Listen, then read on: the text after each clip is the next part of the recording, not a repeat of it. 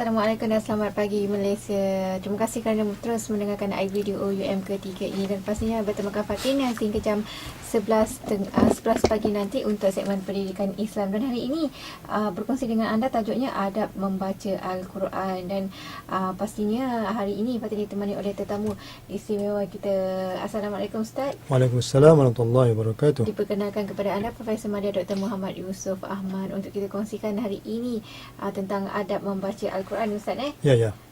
Okey, mungkin Ustaz boleh kongsikan dengan kita pengenalan lah untuk semester ini, di mana kita menggunakan modul ini ya Ustaz, HBIS 3403 Pendidikan Islam Tingkatan 2. Jadi mungkin Ustaz nak kongsikan dengan kita lah berkenaan dengan modul ini. Silakan Ustaz. Terima kasih. Assalamualaikum warahmatullahi wabarakatuh. Tuan-tuan, puan-puan, guru-guru, guru pelatih dan pendengar sekalian. Alhamdulillah kita dapat berjumpa lagi pada pagi ini dalam ruangan ini. Jadi sama-samalah kita memanfaatkan masa yang ada ni ya. Sebenarnya hari ini kita akan membincangkan mengenai adab membaca Al-Quran. Jadi tuan-tuan dan puan sekalian, pada pagi ini insya-Allah kita akan bincangkan tentang tajuk adab membaca Al-Quran. Tajuk ini sebenarnya kita ambil daripada modul ya. Mungkin Ustaz boleh tunjukkan sikit. Tuan-tuan nampak modul ni kan? HBIS 3403 Pendidikan Islam Tingkatan 2 daripada Fakulti Pendidikan dan Bahasa. Ya. Kenapa kita pakai ini? Sebab kita punya ruangan ni untuk guru pelatih. Jadi modul ini digunakan guru-guru pelatih kita lah yang berada di maktab-maktab perguruan yang belajar dengan Open University. Jadi tajuk kita pagi ini ia tentang pengenalan dan adab membaca Al-Quran.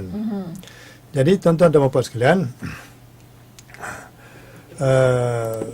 tentang adab yang kita akan bincangkan ini ialah mengenai membaca Al-Quran. Sebab kita tahu Al-Quran ini kitab Allah Ta'ala, kitab yang mulia.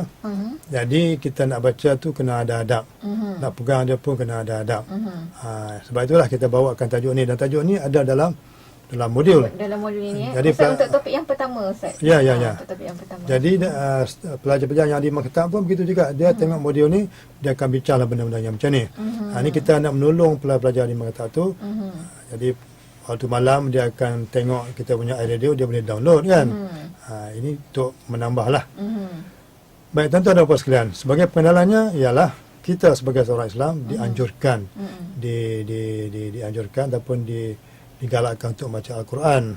Kenapa kita kena baca Al-Quran? Dalam perjumpaan yang lepas kita dah bincang tentang kelebihan Al-Quran.